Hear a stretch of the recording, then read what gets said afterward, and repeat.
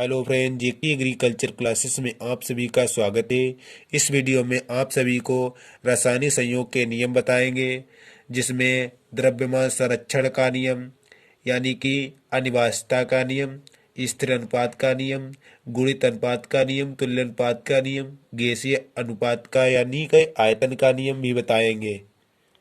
चलिए ना देरी करते हुए वीडियो स्टार्ट करते हैं।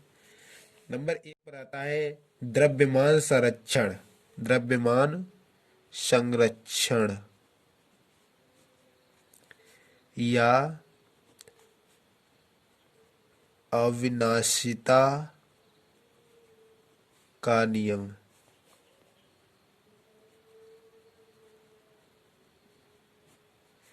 यूपी बोर्ड परीक्षा में यह महत्वपूर्ण टॉपिक है, जो कि 6 नंबर के प्रश्न पूछे जाते हैं।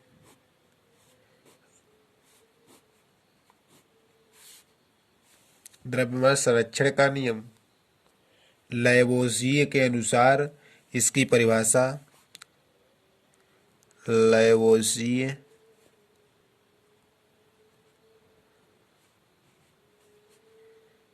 ने 1744 ईस्वी में इस नियम की परिभाषा दी।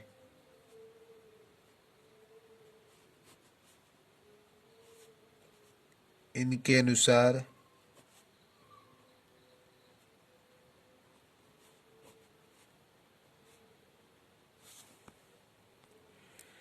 रासायनिक परिवर्तन में ना तो द्रव्य उत्पन्न होता है और ना ही नष्ट होता है। रासायनिक परिवर्तन में ना तो द्रव्य नष्ट होता है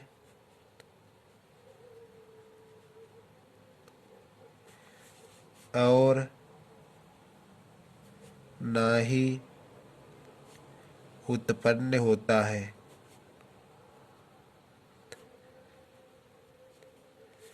कहने का तात्पर्य यह है कि लेवोसी ने 1744 ईस्वी में इस नियम की परिभाषा दी। लेवोसी के अनुसार रासायनिक परिवर्तन, जब रासायनिक अभिक्रिया होती है, उसमें भाग लेने वाले पदार्थ ना तो नष्ट होते हैं और ना ही वो उत्पन्न होते हैं। यानी कि एक पदार्थ को दूसरे पदार्थ में परिवर्तित किया जाता है, ना कि उसे उत्पन्न किया जा सकता है। जैसे मैंने जल का निर्माण करने के लिए H2 प्लस O2 की रिएक्शन की, H2O, और इसे संतृप्त करने के लिए यहाँ 2 लगा देते हैं और यहाँ इस प्रकार से संतृप्त किए, और यह हाइड्रोजन और ऑक्सीजन के संयोग से जल का निर्माण हुआ। इसी प्रकार इसमें कहा गया है रासायनिक परिवर्तन में ना तो द्रव्य उत्पन्न होता है, और ना ही नष्ट होता है। इसमें केवल एक रूप में दूसरे रूप में परिवर्तित होता है। चलो इससे के उदाहरण को समझ लेते हैं। प्रयोग करके देख लेते हैं कि किस प्रकार द्रव्यमान संरक्षण का नियम इस प्रयोग पर कार्य करता है। चलो प्रयोग को देखते हैं। गोल पेंदे की एक फ्लास्क में, या एक गोल पेंदे की फ्लास्क है, गोल पेंदा है और एक कांच की फ्लास्क है, में थोड़ी रेत लेकर सुखा लेते हैं। इसमें थोड़ी रेत लेकर और बर्नर से जलाते हैं और रेत को सुखा लेते हैं। सूखी रेत पर सूखे फास्फोरस का टुकड़ा रख कर तौलते हैं। जो सूखी रेत होती है उस पर फास्फोरस का सूखा टुकड़ा ही रखकर तौलते हैं। जिस स्थान पर फास्फोरस रखा है उसे धीरे धीरे इतना गर्म करो कि फास्फोरस जलने लगे। जिस स्थान पर फास्फोरस का टुकड़ा रखा हुआ है उसको धीरे धीरे उसके सटीक गर्म करो कि टुकड़ा जो फास्फोरस का है जलने लगे और जलते जलते अदृश्य हो जाए, यानी कि टुकड़ा गायब हो जाए। तो फ्लास्क को ठंडा करके फिर तोलो। यह प्रक्रिया होने के बाद फ्लास्क को ठंडा करके फिर से तोलो। तुम देखोगे कि बाहर में कोई कमी नहीं आई। जितना पहले था उतना अब भी है। इस प्रकार पता चलता है कि रासायनिक परिवर्तन में ना तो द्रव उत्पन्न होता है और ना ही नष्ट होता है, क्योंकि बाहर में कमी भी नहीं आई है, इसलिए नष्ट नहीं हुआ। इस प्रकार इस प्रयोग को इस सिद्ध कर सकते हो और यही प्रयोग भी पूछा जाता है यूपी बोर्ड परीक्षा में। इसके बाद हम स्थिर अनुपात के नियम को देखते हैं। इसका प्रतिपादन 1797 ईस्वी में पुरुस्त नामक वैज्ञानिक ने किया था। इस अनुपात के नियम का प्रतिपादन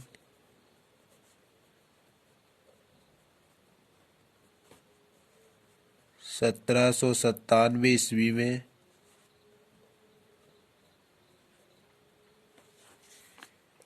पुरुस्त नाम के वैज्ञानिक ने किया था। इनके अनुसार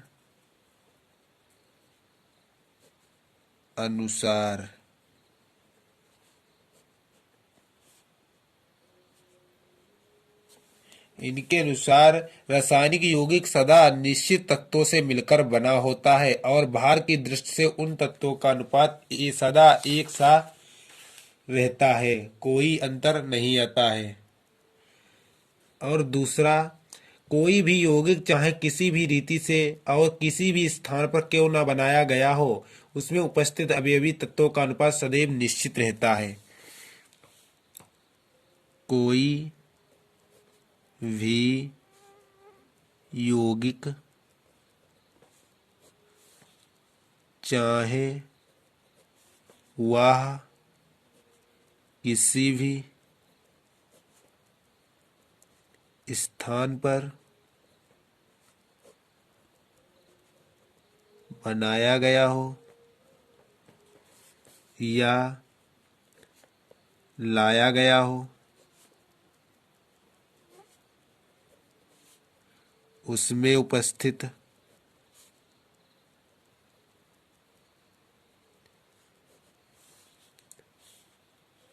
अवयवी मतलब भाग लेने वाले तत्व, अवयवी तत्वों का अनुपात सदैव निश्चित रहता है।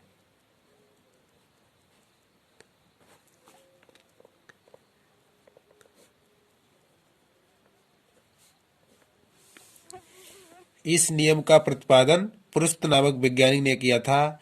इनके अनुसार कोई भी यौगिक चाहे वह किसी भी स्थान पर बनाया गया हो या लाया गया हो, उसमें उपस्थित अवयवी तत्व जो होते हैं उनका अनुपात सदैव निश्चित रहता है। जैसे कि जल H2O, चाहे वह गंगा का पानी हो, चाहे वह किसी हेडपंप का पानी हो, लेकिन उसमें जल में अणुभार जो होता है वो निश्चित रहता है। इसका आयतन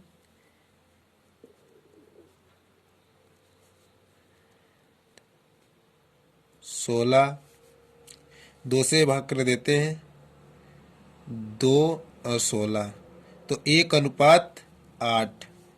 इसका अनुपात निश्चित रहता है, चाहे वह कहीं से लाया या अन्य कोई देश से लाया गया हो या अपनी रासायनिक प्रक्रिया द्वारा बनाया गया हो, उसका अनुपात हमेशा निश्चित रहता है, 1:8।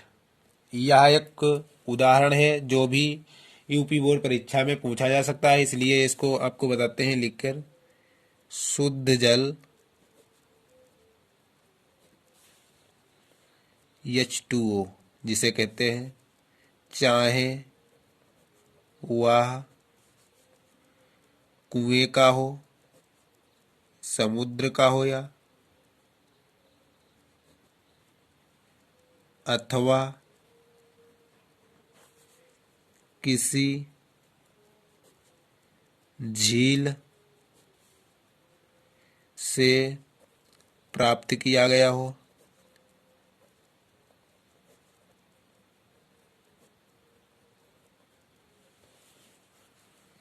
अथवा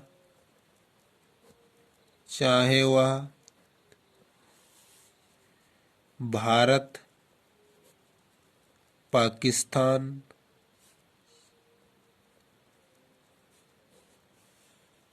अमेरिका आदि किसी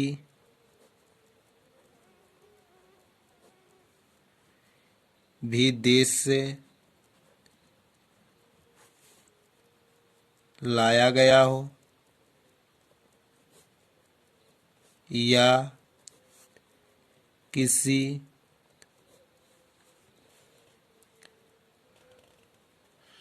रासायनिक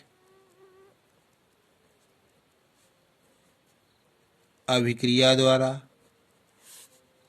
बनाया गया हो,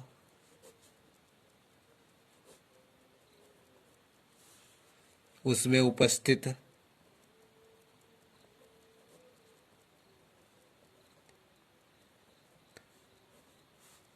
हाइड्रोजन और ऑक्सीजन का अनुपात सदैव 1:8 ही रहेगा।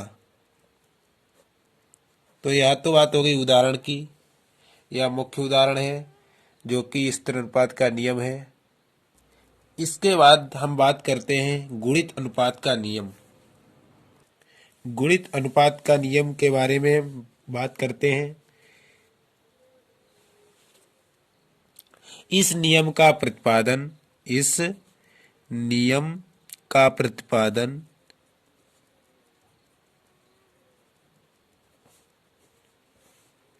1803 ईस्वी में डाल्टन नामक वैज्ञानिक ने किया था।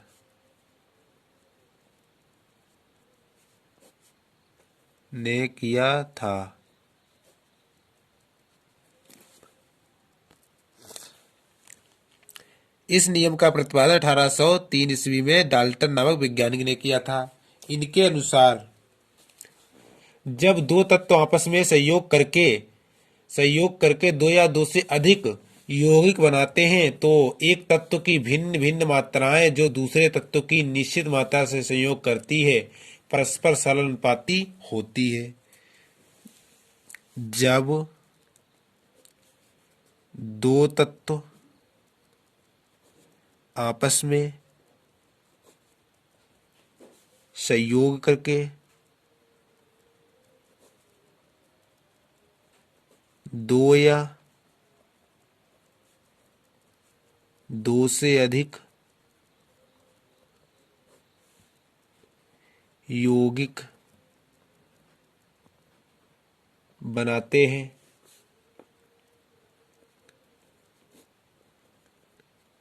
तो एक तत्व की भिन्न भिन्न मात्राएं जो दूसरे तत्व की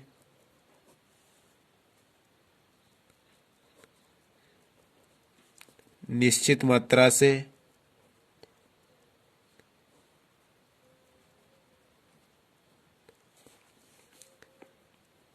संयोग करती है।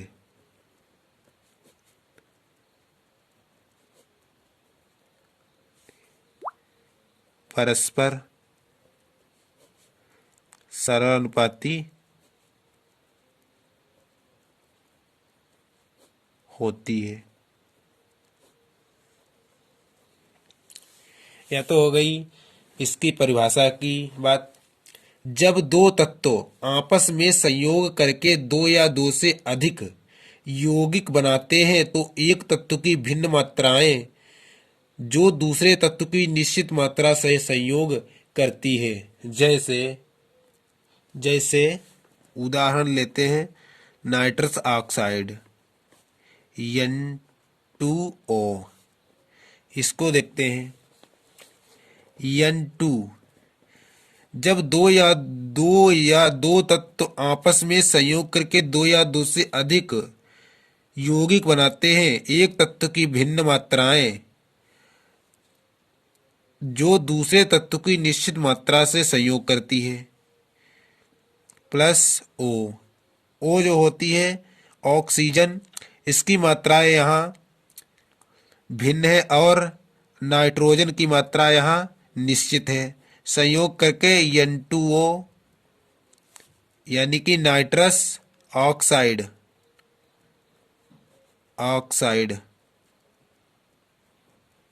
गैस बनाती है। नाइट्रस ऑक्साइड को ही हास्य गैस कहते हैं। और इसके बाद आता है नाइट्रिक ऑक्साइड N2O।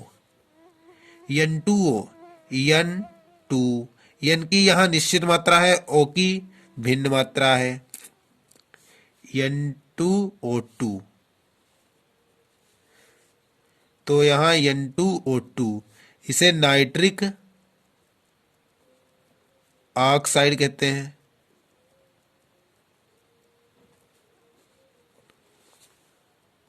इस प्रकार इन सभी सूत्रों में और रिएक्शंस में नाइट्रोजन की समान मात्राएं हैं, यानी कि समान अणुभार है, और ऑक्सीजन का अणुभार असमान है। इसमें लिखा हुआ है कि एक तत्व की भिन्न भिन्न मात्राएं हैं। ये ऑक्सीजन की भिन्न भिन्न मात्राएं हैं और जो दूसरे तत्व की निश्चित मात्रा, यहाँ नाइट्रोजन की निश्चित मात्रा है, इसलिए यहाँ निश्चित मात्रा से संयोग करती है, परस्पर सरल अनुपाती होती है। इस प्रकार आप लिख सकते हैं। यूपी बोर्ड परीक्षा में यदि पूछा जाए या कोई अन्य परीक्षा में पूछा जाए तो आप इस प्रकार से लिख देंगे तो पूरा का पूरा नंबर आपको मिलेगा। इसमें हमने इम्पोर्टेंट ही नियम बताए हैं जो बोर्ड परीक्षाओं में पूछने के चांसेस होते हैं, इसलिए आप सभी 3 ही नियम याद करें।